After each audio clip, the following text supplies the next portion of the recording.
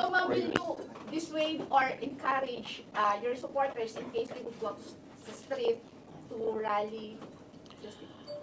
Sa panahon ngayon, ma'am, na sobrang mahal ng presyo ng mga bilihin, lalong-lalo na ng pagkain, sasabihin ko sa mga supporters sa taong bayan na unahin muna nila ang trabaho and negosyo nila kesa sa mag-rally sila sa mga daan.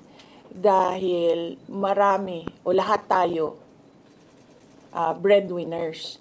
So merong mga bata or merong mga kapamilya na nagdedepende sa atin.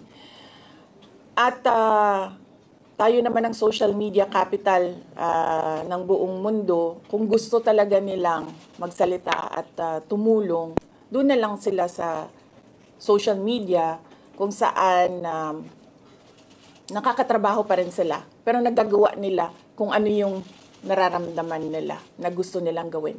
At yun ay magsalita at marinig sila ng taong bayan at ng mundo.